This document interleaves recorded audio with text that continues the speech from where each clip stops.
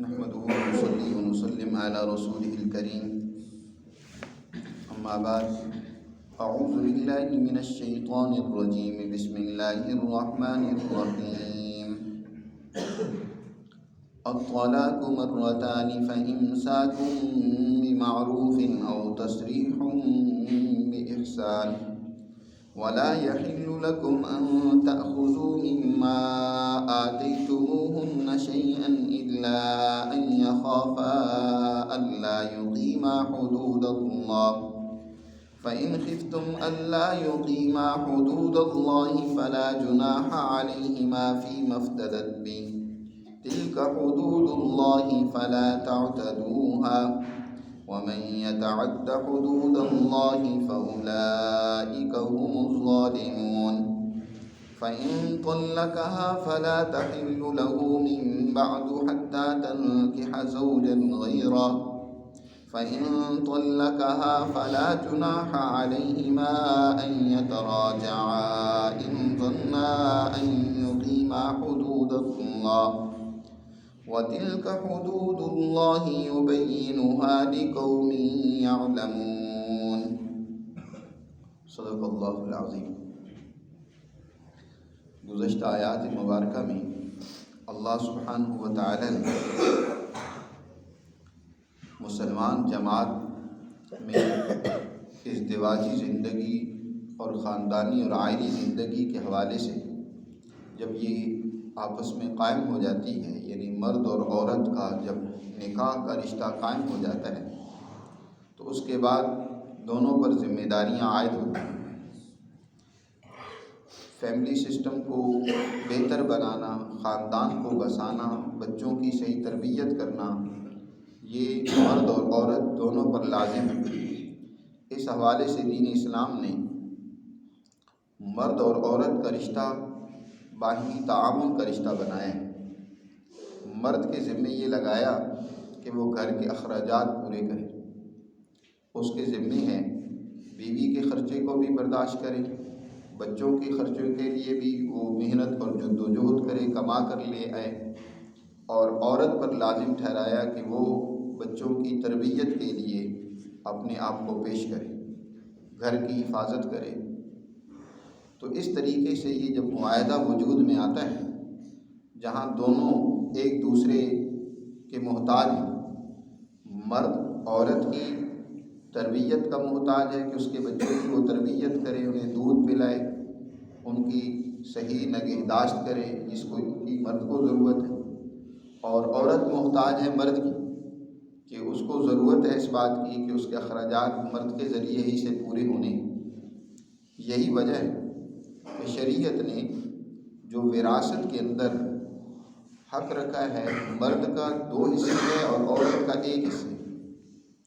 کیونکہ عورت کے اخراجات وہ مرد کے اوپر ہیں، مرد نے ادا کرنے، اور ایک تو شوہر کی طرف سے بھی اس کو حصہ ملتا ہے، دوسرا اس کو باپ کی طرف سے بھی حصہ مل جاتا ہے وراثت میں، اور پھر اس کے ذمے کوئی خرچہ نہیں ہے، گھر کا سارا خرچہ یہ مرد کے ذمے لگا دیا کہ وہ کما کر لے آئے، محنت کر کے لے آئے اور گھر کے نظام کو چلائے۔ یاد رکھیں، کوئی بھی رشتہ جب اس کی بنیاد ایک دوسرے کے بوجھ کو اٹھانے کے حوالے سے ہو، خاص طور پر معاشی بوجھ کو اٹھانے کے حوالے سے قائم ہوتا ہے، وہ بہت دیر پا رہتا ہے۔ اور جہاں ہر ایک آزاد ہو، جیسے یورپ کے اندر ہم دیکھتے ہیں، اور آج اس کے اثرات ہمیں اپنے معاشروں میں بھی نظر آ رہی ہیں، سرمایہ داریت کے نتیجے میں ضرورتیں اتنی بڑھا دی گئی ہیں، وسائل ایک مخصوص طبقے کے ہاتھ میں دے دیے گئے ہیں، تو عام لوگوں کے لیے مجبوری پیدا کر دی گئی ہے کہ گھر کا ہر فرد، مرد بھی اور عورت بھی کمانے پہ لگ گیا ہے۔ اب جب عورت خود اپنی محنت سے کمائی کرے گی، خود کما کر لے آئے گی، اس کا ایک بڑا نقصان یہ ہوگا کہ ایک تو بچوں کی وہ تربیت کے لیے ٹائم نہیں نکال سکتی، اور دوسرا یہ ہے کہ جب اس کو یہ معلوم ہے کہ میں تو اپنے اخراجات خود پورے کر رہی ہوں، بلکہ مرد کا بھی بوجھ اٹھا رہی ہوں، اس کے بچوں پر بھی خرچ کر رہی ہوں، اور مرد تو میرے اوپر کوئی خرچ نہیں کر رہا، تو اس کے اندر ایک گنا آزادی پیدا ہو جائے گی، ایک گنا بے رغبتی پیدا ہو جائے گی، اور جو اس کے دل میں احتیاج ہو سکتی تھی مرد کی کہ مرد میرے اوپر خرچ کرتا ہے، وہ اس کے ذہن سے نکل جائے گی۔ رفتہ رفتہ آپس میں جھگڑے اور لڑائیاں جنم لیں گی، اور عورت اپنی مرضی سے زندگی گزارے گی، مرد جو ہے وہ اپنی مرضی سے زندگی گزارے گا، اور یہ خاندانی نظام اس طریقے سے تباہ و برباد ہو جائے گا۔ اور ہم دیکھ رہے ہیں کہ یورپ کا تو خاندانی سسٹم تباہ ہوا ہی ہے، آج ہمارا بھی یہ سسٹم، ہماری یہ معاشرت تباہ و برباد ہوتی جا رہی ہے۔ اللہ نے اس رشتے کو بڑے ہی بہترین اور فطری اصولوں پر استوار کیا ہے۔ حقوق کے حوالے سے تو فرمایا کہ مرد اور عورت دونوں کے حقوق مساوی ہیں، یکساں ہیں۔ وَلَهُنَّ مِثْلُ الَّذِي عَلَيْهِنَّ بِالْمَعْرُوفِ، عورتوں کے بھی اتنی ہی حقوق ہیں جتنے مردوں کے ہیں، البتہ مرد کو ایک درجے اس حوالے سے فوقیت اور اہمیت دی، اس کو گھر کا قوام اور نگران مقرر کیا کہ اس نے گھر کے اخراجات پورے کرنے۔ وَلِلرِّجَالِ عَلَيْهِنَّ دَرَجَةٌ، کیونکہ جو خرچ کرنے والا ہوتا ہے اس کو رائے دینے، اپنی بات منوانے، اپنا فیصلہ دینے کا بھی اختیار ہونا چاہیے۔ جو خرچ کر رہا ہے اور وہ مرد ہے، مرد کما کر لے آتا ہے، تو اس لیے فیصلے کی اتھارٹی یا نگرانی کی یا سربراہی کی یا امارت کی وہ ذمہ داری مرد کی لگائی گئی۔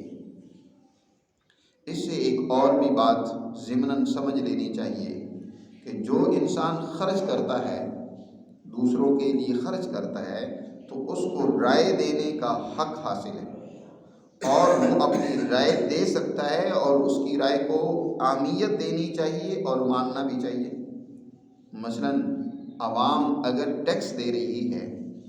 تو وہ اپنی محنت سے کما کر ٹیکس دے رہی ہے حکومت کو کہ وہ مملکت کے عوام کے مسائل حل کرے، خرچ کرے، تو جو ٹیکس دے رہے ہیں ان کا حق بنتا ہے کہ وہ اپنی رائے دیں، وہ اپنی مملکت اور نظام کو بہتر کرنے کے حوالے سے کوئی اچھا ووٹ دے سکتے ہیں، رائے دے سکتے ہیں،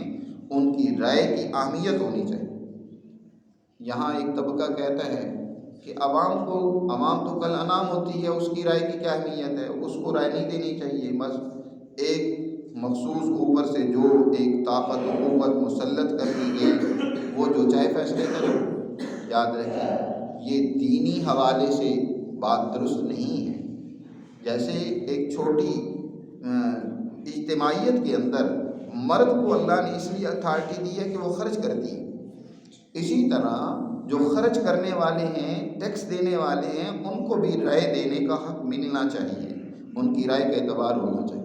یہاں ہمارے ہاں نام نہاد رائے اگرچہ عوام کو دے تو دی گئی ہے، لیکن اس کی کوئی اہمیت نہیں ہے، بلکہ رائے دینے میں بھی اسے مجبور کر دیا گیا ہے، اسے بے بس بنا دیا گیا ہے کہ وہ اپنی مرضی سے رائے نہیں دے سکتے، یا تو وہ کسی سرمایہ دار کے ماتحت ہیں یا کسی اور طاقت کے بل بوتے پہ رائے ان سے لے لی جاتی ہے، یا جو رائے وہ دیتے ہیں اس کی کوئی رعایت اور پرواہ ہی نہیں کی جاتی۔ اکثریت تو رائے یہ دیتی ہے کہ اس وقت ہماری مملکت کے جتنے بھی پارلیمنٹ کے ممبران ہیں، جو ہماری حکومت کے نمائندگان ہیں، ان میں سے کوئی ایک بھی اہل نہیں ہے، کیونکہ 60% کم از کم عوام ووٹ نہیں دیتی، اپنی رائے نہیں دیتی، بلکہ ان سب کو جھٹلاتی ہے، رد کرتی ہے۔ ان کی اگر رائے کا اعتبار کیا جائے تو ان میں سے ایک بھی اہل نہیں ہے کہ وہ حکومت کے نظام کو چلانے کے قابل ہو، لیکن اس کی کوئی پرواہ نہیں ہوتی۔ وہ چند ایک سے جو رائے لی جاتی ہے، اور وہ بھی کس طرح رائے لی جاتی ہے وہ بھی ہمارے سامنے ہے۔ بہر صورت یہ ایک ضمناً مسئلہ سمجھا دیا تھا۔ مرد اور عورت کا رشتہ محبت کا رشتہ ہے، باہمی تعاون کا رشتہ ہے، لیکن یہ ایک ایسا رشتہ بھی نہیں ہے کہ اگر کسی وجہ سے آپس میں مزاج نہ مل رہے ہوں، آپس میں ایک دوسرے کے ساتھ نبھاؤ نہ ہو پا رہا ہو، رشتہ تو قائم ہو گیا لیکن اب اس کو قائم رکھنا ممکن نہیں ہو پا رہا کسی وجہ سے بھی، تو ایسا نہیں ہے کہ یہ نہ ٹوٹنے والا رشتہ ہے، اب اس کو ختم ہی نہیں کیا جا سکتا، بس قائم ہو گیا ہے تو اسے ہر حال میں نبھانا ہے، اپنے اوپر جبر کر کے، زبردستی کر کے۔ انسانی زندگی میں جبر نہیں ہونا چاہیے، زبردستی نہیں ہونی چاہیے۔ تو تم نے ایک رشتہ قائم کیا، اب نہیں نبھ پا رہا تو اس کو احسن طریقے سے ختم کر دو۔ دونوں فریق، مرد بھی اور عورت بھی، نئے طریقے سے کوئی رشتہ قائم کر لیں، نیا کوئی اپنا گھر بسانے کے حوالے سے کوئی سوچ و بچار کر لیں، اس حوالے سے کوئی فکر کر لیں۔ چنانچہ اس رشتے کو ختم کرنے کے لیے بھی ایک طریقہ کار مقرر کیا ہے شریعت نے۔ یہاں ایک اور بھی حد اور انتہا موجود تھی زمانۂ جاہلیت کے اندر، کہ مرد اور عورت کا رشتہ جب قائم ہو جاتا تھا تو اس میں عورت پر خاص طور پر بڑا ظلم کیا جاتا تھا کہ عورت کو لامحدود یعنی مرد کو لامحدود اختیار دیا جاتا تھا کہ وہ جتنی چاہیں طلاقیں دے لیں پھر رجوع کر لیں۔ وہ عورت کو کل معلقہ بنا دیتا تھا، طلاق دی، پھر جب عدت ختم ہونے والی ہوتی رجوع کر لیتے تھے،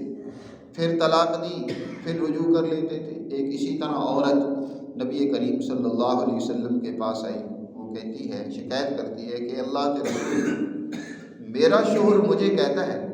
کہ میں نہ تو تجھے بساؤں گا نہ تجھے آزاد کروں گا، وہ کہتا ہے کہ میں تجھے طلاق دے دوں گا اور جب تیری عدت پوری ہونے والی ہوگی تو پھر میں تجھ سے رجوع کر لوں گا اور پھر میں طلاق دے دوں گا اور پھر جب تیری عدت پوری ہونے والی ہوگی تو رجوع کر لوں گا۔ اس طریقے سے نہ تو میں تجھے چھوڑوں گا اور نہ تجھے اپنے گھر میں اہمیت دوں گا، عزت کے ساتھ بساؤں گا۔ اس طرح کے واقعات زمانۂ جاہلیت میں بکثرت موجود تھے، تو اللہ سبحانہ و تعالی نے ان آیات مبارکہ کو نازل کر کے دو ٹوک انداز میں یہ بات سمجھا دی کہ اس رشتے کو بھی ختم کرنے کا اختیار مرد کو ایک حد تک ہے، اس کے بعد یہ رشتہ وہ قائم نہیں رکھ سکتا، نہ اس رشتے کو خراب کر سکتا ہے۔ مرد کو طلاق دینے کا اختیار صرف زندگی میں ایک عورت کے حوالے سے 3 طلاقیں، زیادہ سے زیادہ ایک مرد 3 دفعہ ایک عورت کو طلاق دے سکتا ہے۔ 2 طلاقوں تک تو اسے سوچ و بچار کی اجازت ہے، وہ سوچ سکتا ہے کہ وہ رجوع کرنا چاہتا ہے۔ بسا اوقات ایک طلاق دینے کے بعد مرد اور عورت دونوں کو سمجھ آ جاتی ہے کہ یار ہم نے جو غلطیاں تھیں، ہمارے اندر جو نبھاؤ نہیں ہو رہا تھا، اب ہم دوبارہ عزم کرتے ہیں کہ ہم ایک دوسرے سے اچھے طریقے سے رہیں گے۔ چنانچہ شریعت نے حکم دیا کہ ایک طلاق دو، وہ بھی طہر کی حالت میں، طہر یعنی پاکیزگی کی حالت میں۔ جب عورت ماہواری سے پاک ہو جاتی ہے تو یہ وہ وقت ہے کہ جب مرد کو عورت کی طرف اور عورت کو مرد کی طرف رغبت ہوتی ہے۔ جب ایک عورت ماہواری سے پاک ہوتی ہے تو ان کی آپس میں ایک دوسرے کی طرف رغبت موجود ہوتی ہے، عورت کی بھی رغبت ہوتی ہے مرد کی طرف، قدرت نے فطرتی طور پر دونوں میں رغبت رکھی ہے۔ اب رغبت موجود ہے، اب اس رغبت کے ہوتے ہوئے ایک مرد اگر طلاق دیتا ہے تو اس کا مطلب یہ ہے کہ ان کے درمیان میں کوئی انتہائی اہم معاملہ ہے کہ باوجود طبی رغبت ہونے کے بھی یہ اس رشتے کو قائم نہیں رکھنا چاہتے، اس کو ختم ہی کرنا چاہتے ہیں۔ اس لیے شریعت نے حکم دیا کہ حیض کی حالت میں طلاق نہ دیں، بلکہ دیکھیں عورت کو طلاق اس وقت دیں جب وہ طہر کی حالت میں ہے، تمہارے لیے رغبت موجود ہے، عورت کی بھی رغبت ہے، تو اس وقت تم جو طلاق دو گے تو سوچ سمجھ کر دو گے، فیصلہ جو کرو گے اس رشتے کو ختم کرنے کا وہ صحیح اور درست ہوگا۔ جذباتی انداز میں جیسے آج ہمارے معاشرے میں طلاق دینے کا ایک طریقہ چل پڑا ہے، یہ سراسر شریعت مطہرہ کے ساتھ کھلواڑ ہے، یہ بہت بڑا جرم ہے، بہت بڑا گناہ ہے، پاپ ہے، جس پر پھر مزید ہمارے مفتیان اس گناہ کو جائز قرار دیتے تھے، مختلف ہیل و بہانوں سے اس پر انشاءاللہ ہم بات کرتے ہیں کہ اس کی کہاں تک اجازت ہے یا اس کی کیا صورت درست ہے۔ تو بہر صورت طریقہ یہ ہے کہ عورت کو طلاق اگر تم نے دینی ہے تو طہر کی حالت میں صرف ایک طلاق دو، اب ایک طلاق کے بعد دوسری طلاق کی ضرورت نہیں ہے۔ ایک ہی طلاق کے ذریعے سے عدت کے اندر تو تمہیں اختیار ہے کہ تم اس سے رجوع کر سکتے ہو، لیکن اگر تم رجوع نہیں کیا، عدت ختم ہو گئی تو وہ تم سے بائنہ ہو گئی، اب رجوع کا کوئی حق نہیں۔ البتہ اتنا اللہ نے تمہیں حق دیا ہے، یہ اتنا موقع تمہارے پاس ہے کہ زندگی میں پھر کسی موڑ پر تم آپس میں صلح صفائی سے، آپس میں اچھے طریقے سے زندگی گزارنے کا عہد کرتے ہو تو صرف نیا نکاح کر لینے سے دوبارہ تم میاں بیوی کی حیثیت سے رہ سکتے ہو۔ لیکن اگر تم سمجھتے ہو کہ ایک طلاق جو میں نے دی ہے یہ کافی نہیں، اس کو ابھی تنبیہ نہیں ہوئی کہ مجھے طلاق ہو گئی ہے، اور تم دوسری طلاق دینا چاہتے ہو، تو پھر دوسرے طور میں اس کے بعد حیض آئے گا، حیض سے وہ جب عورت پاک ہو جائے، دوسرا طور شروع ہو تو اس دوسرے طور میں پھر تم اس کو دوسری طلاق دے دو۔ دوسری طلاق دے کر پھر تمہیں ابھی تمہارے پاس موقع ہے، تم سوچ سکتے ہو اور اس سے رجوع کرنا چاہو تو رجوع کر سکتے ہو۔ یہ دو طلاقیں ہیں، اصولی طور پر ان دو طلاقوں کو طلاق رجعی کہا جاتا ہے کہ صریح اور واضح الفاظ میں ایک مرد نے ایک عورت کو ایک طلاق دی،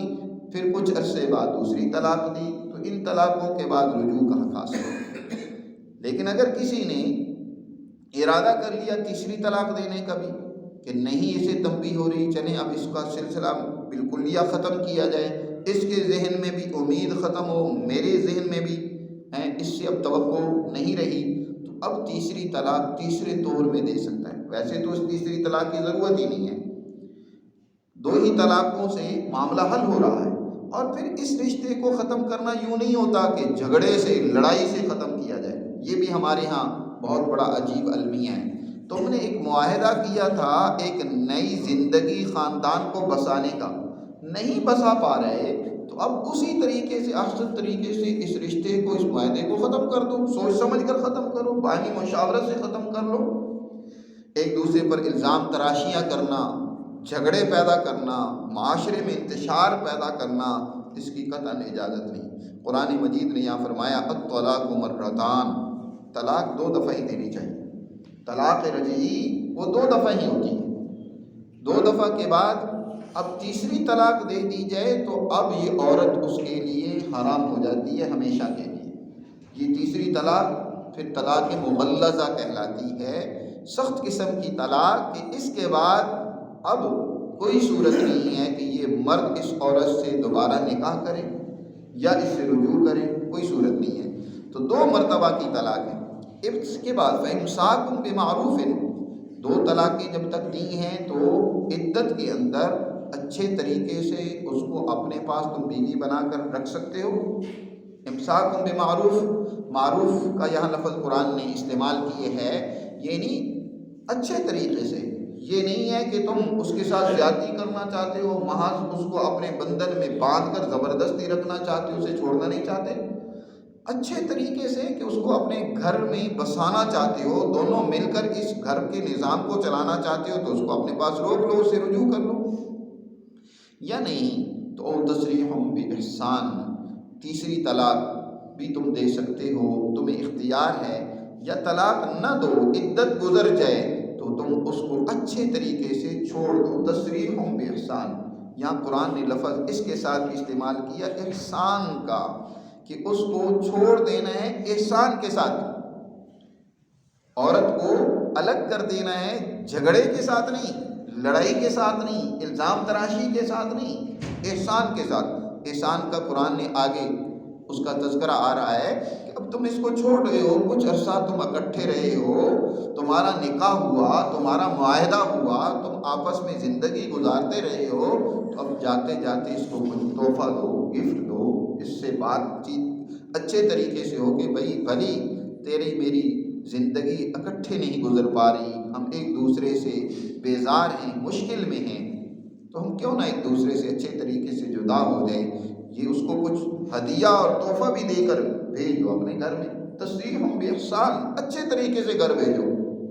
لڑائی جھگڑا کر کے، آپا دھاپی کر کے اس کو مت بھیجو، اور تسریح باحسان، قرآن نے یہاں یہ فرمایا وَلَا يَحِلُّ لَكُمْ أَن تَأْخُذُوا مِمَّا آتَيْتُمُوهُنَّ شَيْئًا إِلَّا أَن يَخَافَا أَلَّا يُقِيمَا حُدُودَ اللَّهِ، اور فرمایا جب تم اسے بھیج رہے ہو تو کچھ دے کر بھیجنا چاہیے، یہ جائز نہیں ہے کہ تم نے جو کچھ ان کو دیا ہے وہ ان سے لے لو، مرد نے اس کو کچھ مہر کی صورت میں پیسہ روپیہ دیا یا کوئی اور ہدیہ اور گفٹ اس کو اس سے پہلے دیا ہے، اب وہ اس کو چھوڑ رہا ہے تو وہ اس سے واپس لے لے، مہر واپس لے لے، تو یہ اس کے لیے قطعاً جائز نہیں ہے۔ ما آتیتم احداہن قنطارا فلا تأخذوا منہ شیئا، آتیتم احداہن قنطارا، تم نے جو کچھ خزانہ اور مال دیے ہے عورت کو، فلا تأخذوا منہ شیئا، اس میں سے کچھ بھی اس سے واپس نہ لو۔ یا بھی فرمایا اللہ تعالیٰ نے ولا یحل لکم، اے مردو تمہارے لیے جائز اور حلال نہیں، ان تأخذوا مما آتیتموہن شیئا، کہ اس میں سے جو تم نے ان عورتوں کو دیے ہے اس میں سے کچھ لے لو، واپس ان سے لے لو۔ دے دیا ان کو، مہر دے دیا، گفٹ دے دیا، کوئی پراپرٹی اس کے نام کروا دی، اس کو دے دی، تو اب وہ واپس لینا درست نہیں ہے تمہارے لیے۔ ہاں ایک صورت ہے کہ مرد اور عورت دونوں آپس میں اس رشتے کو قائم نہیں رکھ پا رہے، اور مرد اس رشتے کو ختم بھی نہیں کرنا چاہتا، لیکن عورت اس رشتے پر راضی نہیں ہے، وہ بیزار ہے، وہ مرد کے ساتھ نہیں رہنا چاہتی، مرد اس کا سخت ہے یا اس کے حقوق ادا نہیں کر رہا، اس سے کوئی واقعی اس کو ایسا اس سے اعتراض ہے اس کے رشتے کے ساتھ جو ناقابل برداشت ہے، تو اس صورت میں عورت کو بھی حق دیا گیا ہے کہ عورت جو ہے وہ مرد کو مہر یا اس کا کچھ حصہ یا جو اس نے دولت دی ہے، کوئی پیسہ دیا ہے، وہ اس کو واپس کر کے اس سے چھٹکارا حاصل کر لے، اس سے الگ ہو جائے۔ اس کو شریعت میں خلا کہا ہے۔ شریعت نے خلا کا حق عورت کے لیے رکھا ہے کہ عورت اس مرد کو کچھ اس کا دیا ہوا روپیہ پیسہ واپس کر کے اس سے چھٹکارا حاصل کر سکتی ہے، طلاق حاصل کر سکتی ہے۔ اگر وہ خود نہیں چھٹکارا دیتا تو عدالت کے ذریعے سے اس سے کیس کر کے اور اپنی مجبوری بتا کر کہ میں اس کے ساتھ اس وجہ سے نہیں رہ سکتی، اور اس کا کچھ دیا ہوا روپیہ پیسہ اس کو واپس کر کے اس سے طلاق لے لی۔ حضرت حبیبہ رضی اللہ تعالی عنہ فجر کی نماز پڑھانے کے لیے حضور صلی اللہ علیہ وسلم حجرہ مبارکہ سے باہر تشریف لے آئے، ابھی مسجد میں جانا تھا، اندھیرا تھا، تو یہ راستے میں کھڑی ہو گئی۔ حضور صلی اللہ علیہ وسلم نے دیکھا کہ خاتون کھڑی ہیں، خواتین بھی نماز کے لیے آتی تھیں، یہ نماز پڑھنے کی بجائے حضور کی سے بات کرنے کے لیے کھڑی ہو گئی۔ حضور نے پوچھا کون؟ کہا جی حبیبہ۔ حضور نے پوچھا کہ کون سی حبیبہ؟ کہا کہ حبیبہ بنت سکن۔ حضور صلی اللہ علیہ وسلم نے پوچھا کیا ماجرا ہے؟ کہا اے اللہ کے رسول، میں ثابت بن قیس کے ساتھ نہیں رہ سکتی، میں ان کے دین اور اخلاق کے حوالے سے کوئی بات نہیں کرتی کہ وہ ان کا دین ٹھیک نہیں ہے یا اخلاقیات کے حوالے سے کچھ کمزور ہیں، لیکن بات یہ ہے کہ میں اسلام کے بعد کفر کو سخت ناپسند کرتی ہوں۔ اب مجھے ڈر ہے کہ میں ان کے ساتھ کفر نہ کر بیٹھوں، ان کی ناشکری نہ کروں، ان کے میں حقوق ادا نہیں کر پا رہی، ان کے ساتھ میرا رہنا مجھے برداشت نہیں ہو رہا، مجھ سے گوارا نہیں ہو رہا، تو لہٰذا آپ مجھے ان سے چھٹکارا دلوا دیں۔ ثابت بن قیس ان پر بڑی سختی کرتے تھے، مار کٹائی کرتے تھے، بعض روایات میں تو آتا ہے کہ ان کو اتنا مارا کہ ان کی ہڈی بھی توڑ دی۔ تو یہ شکایت لے کر حضور کے پاس پہنچ گئی۔ حضور نبی کریم صلی اللہ علیہ وسلم نے نماز کے بعد ثابت بن قیس کو بلایا، کہا کہ بھئی تمہاری اہلیہ یہ شکایت لے کر آئی ہیں، وہ تم سے چھٹکارا چاہتی ہیں، تم ان کو چھوڑنے کے لیے تیار ہو؟ کہا جی ٹھیک ہے اللہ کے رسول، میں چھوڑ دیتا ہوں، میں نے ان کو 2 باغ دے رکھے ہیں مہر میں، اگر وہ مجھے واپس کر دیں تو میں چھوڑ دیتا ہوں۔ نبی کریم صلی اللہ علیہ وسلم نے حبیبہ بنت سکن سے بات کی کہ وہ 2 باغ جو اس نے تمہیں دیے ہیں وہ انہیں تم دے سکتی ہو؟ وہ کہنے لگی اللہ کے رسول وہ نہیں، کچھ اور بھی چاہیے تو وہ بھی میں دینے کے لیے تیار ہوں، لیکن مجھے اس سے الگ کروائے، چھٹکارا دلوائے۔ تو اس طریقے سے حضور نے وہ باغ واپس دلوا کر ثابت کو کہا کہ انہیں طلاق دے دو، انہیں الگ کر دو۔ تو یہ صورت ہوتی ہے خلا کی۔ عدالت دونوں فریقوں کو بلاتی ہے، دونوں کا موقف سنتی ہے، اور جب انہیں یہ یقین ہو جائے کہ ان کا آپس میں نبھاؤ ممکن نہیں ہے تو پھر مرد کو کہا جائے گا کہ اس عورت کو طلاق دے دو۔ حضرت عمر فاروق رضی اللہ تعالیٰ عنہ کے دربار میں بھی ایک مقدمہ پیش ہوا، ایک عورت نے کہا کہ میں اپنے شوہر کے ساتھ نہیں نبھاؤ کر سکتی، نہیں ان کے ساتھ رہ سکتی۔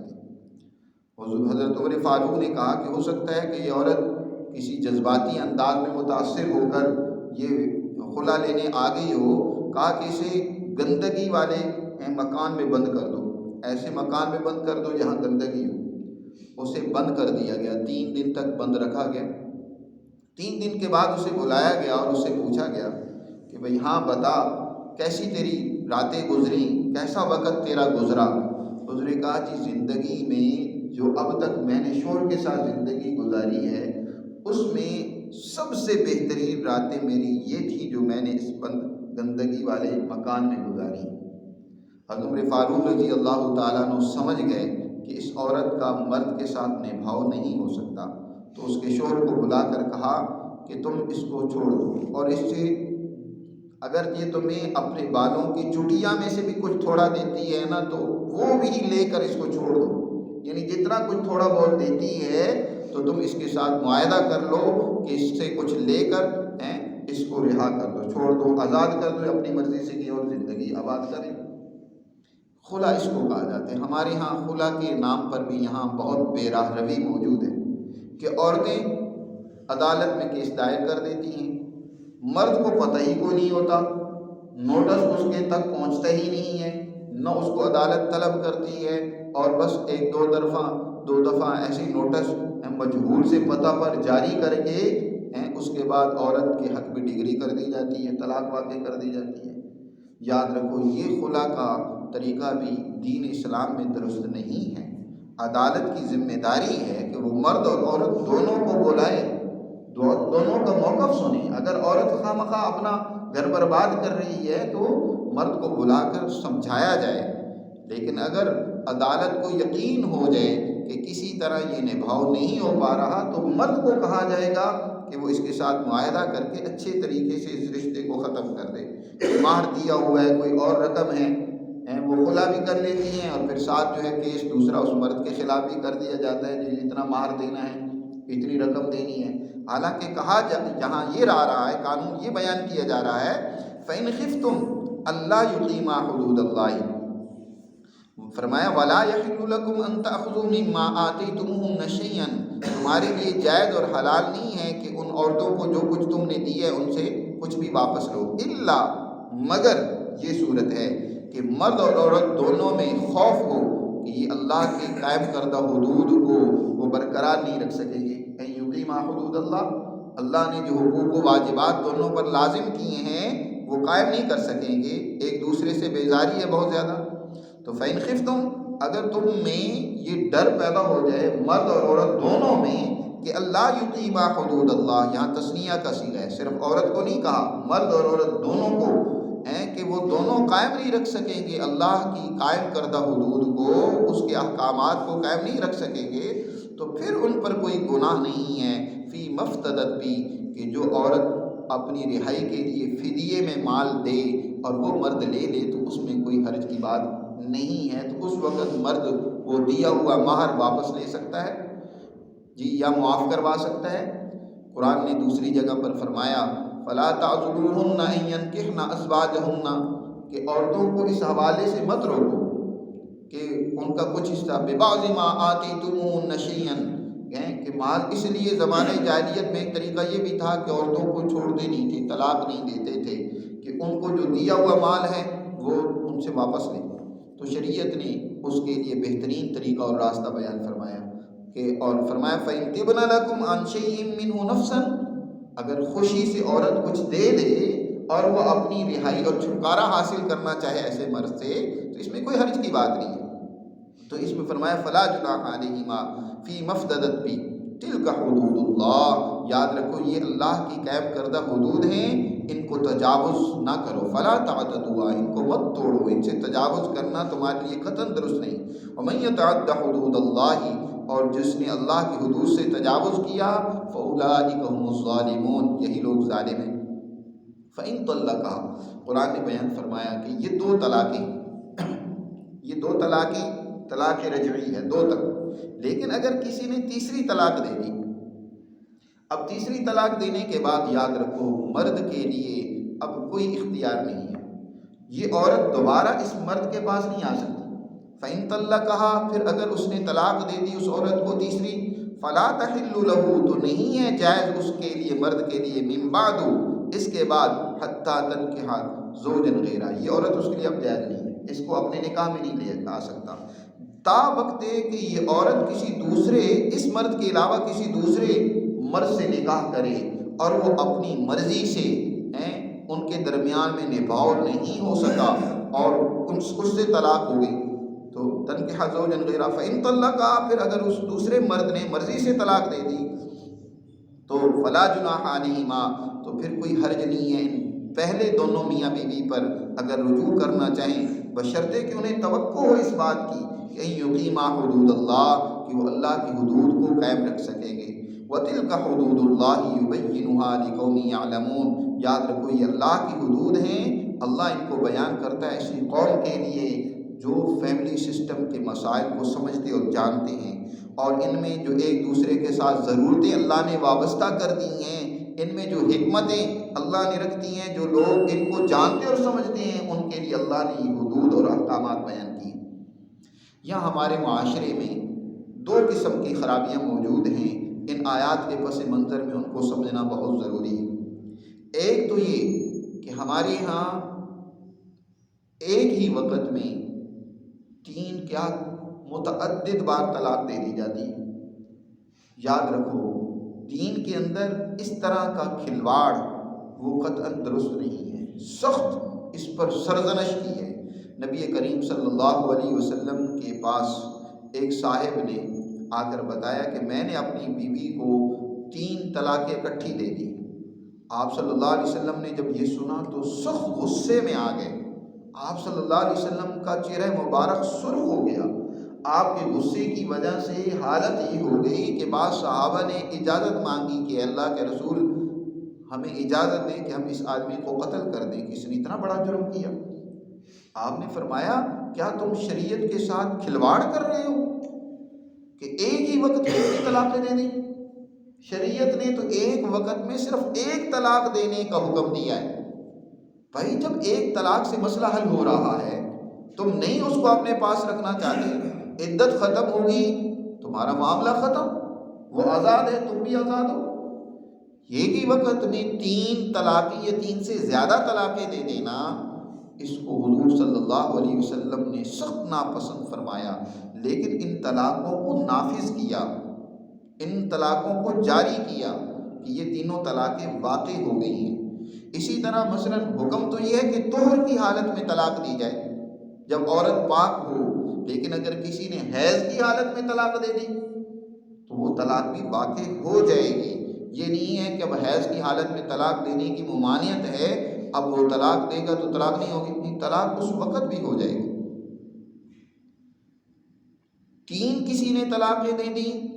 تو وہ بھی تینوں طلاقیں واقع ہو جائیں گی یہاں ایک اور بات سمجھنے کی ہے عربوں کے ہاں عام طور پر رواج تھا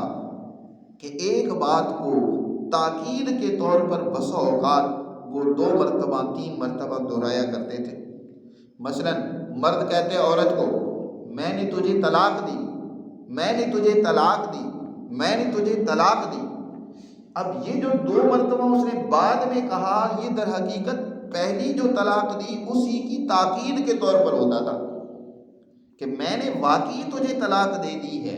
یہ دوسری مرتبہ یا تیسری مرتبہ کا کہنا پہلی طلاق کی تاکید ہوتی تھی کہ میں نے یہ کام کر دیا ہے حضرت رکانہ رضی اللہ تعالیٰ عنہ نے اسی طرح طلاق دی کہ میں نے تجھے طلاق دی 3 دفعہ کہا حضور نے پوچھا یہ دوسری اور تیسری مرتبہ جو تم نے کہا ہے اس سے کیا تمہاری مراد ہے کیا تم نے یہاں استئناف کیا ہے نئی طلاق اس سے اس کو دی ہے یا تم نے پہلی طلاق کی تاکید کی ہے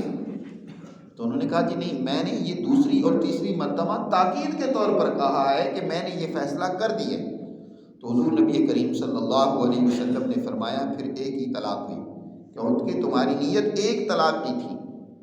یہ مطلب قطعاً نہیں کہ طلاق دیتے وقت مرد کو پتہ ہے کہ 3 طلاقوں کا مجھے اختیار ہے اور وہ 3 طلاقیں دے رہا ہے اور وہ ساتھ کیا بھی رہا ہے کہ میں نے تجھے 3 طلاقیں دی 3 کا لفظ بھی بول رہا ہے اور پھر بھی کہا جا نہیں ایک طلاق ہوئی 3 کا لفظ بول رہا ہے تو وہ واضح کر رہا ہے کہ جو مجھے زندگی میں 3 طلاقوں کا حق ہے وہ میں نے تینوں تمہیں دے دی ہیں وہ تو اس صورت میں تھا کہ وہ تاکید کرے اور اس کی مراد صرف ایک طلاق کی ہو، تو حضور صلی اللہ علیہ وسلم نے فرمایا، اور حضور تو پیغمبر تھے، پہچان لیتے تھے، بذریعہ وہی بھی پتہ چل جاتا تھا یہ مخلص ہے یا نہیں۔ حضرت عمر فاروق رضی اللہ تعالیٰ عنہ کے دور میں جب لوگوں میں کچھ سوال پیدا ہونا شروع ہوا، دینداری اس درجے کی نہیں رہی اور لوگ اسی طرح طلاق دے دیتے تھے، بعد میں کہتے تھے نہیں ہم نے تو ایک ہی طلاق دی، دوسری اور تیسری دفعہ سے ہماری مراد تاکید تھی، استئناف نہیں تھا۔ تو حضرت عمر فاروق رضی اللہ تعالیٰ فرمایا کہ اب لوگ غلط بیانی سے کام لیتے ہیں، 3 طلاقیں دے کے کہتے ہیں کہ ہماری مراد تاکید تھی۔ فرمایا نہیں، اب جس نے یہ جملہ 3 مرتبہ بول دیا ہم 3 ہی اس کو قرار دیں گے، اس کی 3 ہی سمجھی جائیں گی۔ حضرت عمر نے یہ کوئی نیا مسئلہ نہیں بنایا، نیا قانون نہیں بنایا، قانون وہی تھا جو نبی پاک صلی اللہ علیہ وسلم نے بیان کر دیا تھا۔ حضور نے 3 طلاق دینے والے کے حق میں 3 طلاقیں جاری کی ہیں، لیکن آپ نے جو اس آدمی نے جس نے یہ بیان دیا ایمانداری کے ساتھ کہ میری دوسرے اور تیسرے جملے سے مراد تاکید تھی، ایک کے حق میں تو آپ نے 3 طلاقیں نافذ کر دی اور دوسرے کے حق میں اس کے بیان پر کہا کہ تمہاری نیت نہیں تھی، ایک طلاق کی تھی تو پھر ایک ہوئی۔ اگر کسی کی نیت 3 طلاق کی ہو اور وہ ایک وقت میں 3 طلاقیں دے دے، 3 دفعہ طلاق کا لفظ بول دے یا 3 کا لفظ ساتھ بیان کر دے تو وہ 3 طلاقیں واقع ہو جاتی ہیں۔ اور پھر عمر فاروق رضی اللہ تعالیٰ عنہ سے زیادہ بڑا عالم کون ہوگا؟ ان سے زیادہ دین کو سمجھنے والا کون ہوگا؟ جن کی دیانتداری، ایمانداری، جن کی فہم و فراست پر اللہ کے رسول صلی اللہ علیہ وسلم گواہی دیں۔ اتنے اونچے درجے کے صحابی نے قانون طے کر دیا اور آج تک تمام ائمہ کے نزدیک یہ بات طے شدہ ہے کہ 3 طلاقیں ایک وقت بھی چاہے بیک وقت 3 طلاقیں دی جائیں تو وہ 3 ہی شمار ہوں گی، ایک شمار نہیں ہوگی۔ اللہ نے اختیار دیا ہے طلاق دینی ہے تو صرف ایک دو، سوچ سمجھ کر دو، وہ بھی باہمی مشاورت سے دو، ایک دوسرے کے ساتھ بات چیت کر کے دو کہ بھائی ٹھیک ہے ہم دونوں مل کے نہیں زندگی بسر کر پا رہے تو ہمیں اب اچھے طریقے سے دوسرے سے جدا ہو جانا چاہیے، تصریح و باحسان، اچھے طریقے سے جدا ہو جاؤ۔ یہ جھگڑا کر کے، لڑائی کر کے، یہ الگ ہونا اس کی تو اجازت نہیں ہے۔ ایک طرف تو یہ انتہا ہے کہ 3 طلاقیں بلکہ اس سے بھی زیادہ طلاقیں دے کر پھر فتویٰ لے لیا جاتا ہے ان لوگوں سے جو کسی امام کو نہیں مانتے، اپنے آپ کو بڑا امام سمجھتے ہیں، کسی صحابی کو نہیں مانتے، ان کو کہتے ہیں کہ عمر نے ایک بدعت اپنی طرف سے کھڑی کی، ہم تو رسول اللہ صلی اللہ علیہ وسلم کی اتباع کرتے ہیں۔ یاد رکھو یہ رسول اللہ صلی اللہ علیہ وسلم کی اتباع نہیں ہے، اپنی نفس کی اتباع ہے، اور معاشرے میں اس طریقے سے ایک بے راہ روی پیدا کرنے کا طریقہ کار ہے، اس سے بچنا چاہیے۔ اور دوسری طرف ایک اور انتہا ہے، یہ بھی بعض لوگوں نے حلالے کے نام پر جو سنٹر کھول رکھے ہیں، حلالہ سنٹر، یہ دین کے ساتھ دوسرا کھلواڑ کرنا ہے۔ یاد رکھو اس کی بھی قطعاً اجازت نہیں ہے۔ قرآن نے یہاں کہا حتیٰ تنکح زوجا غیرہ، کہ یہ عورت جب پہلے سے طلاق یافتہ ہو گئی پہلے شوہر سے، اب اپنی مرضی سے کہیں نئی جگہ پر زندگی بساتی ہے۔ تنکحہ، وہ عورت خود اپنی مرضی سے کہیں نئی زندگی کا آغاز کرتی ہے۔ اتفاق ہی ہوا وہ مرد فوت ہو گیا، یا یہ ہے کہ ان کی آپس میں نہ نبھ سکی اور وہ ایک دوسرے سے جدا ہو گئے، الگ ہو گئے، تو اب الگ ہونے کے بعد عورت پھر ازسر نو کہیں نکاح کرنا چاہتی ہے اور پہلے شوہر سے اتفاق سے دوبارہ معاہدہ ہونا طے پایا ہے تو اس میں کوئی حرج کی بات نہیں ہے، لیکن اس شرط کے ساتھ نکاح دوسری جگہ کر دینا کہ تم اس کو حلال کر دو اور 1-2 راتیں اپنے پاس گزارو اور پھر اس کے بعد طلاق دے دو، لہذا دوبارہ وہ پہلے شوہر سے نکاح کر لے لو،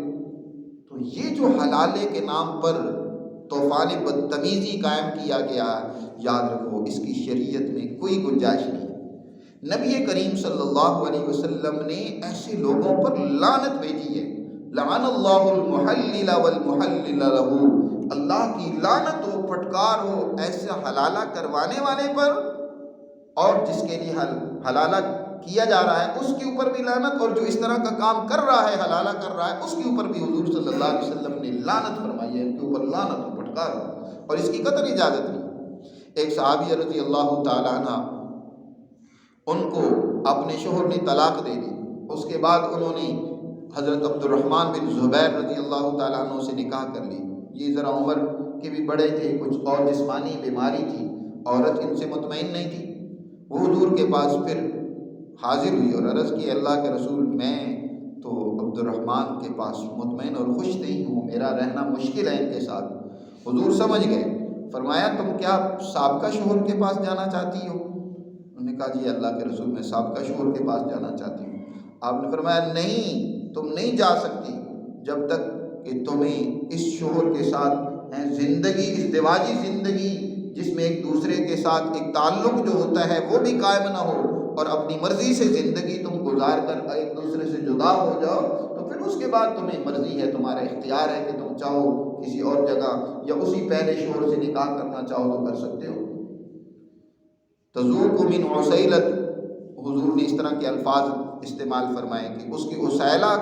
کو چکھنا اور ایک دوسرے کے ساتھ ازدواجی زندگی صحیح طریقے سے گزارنا یہ تمہارے لیے ضروری ہے۔ حضور نے اجازت نہیں دی کہ ٹھیک ہے نکاح ہو گیا، اب اس کے بعد وہ تمہیں چھوڑ دے تو تم پہلے کے لیے حلال ہو جاؤ گے۔ یہ حلالہ کے نام پر زنا اور بدکاری ہیں، بعض مذہبی لوگوں نے اس کی طریقے اور اجازت گھڑ رکھی ہے، شریعت اس کی بھی قطعاً اجازت نہیں دیتی۔ یہ دوسری حد ہے۔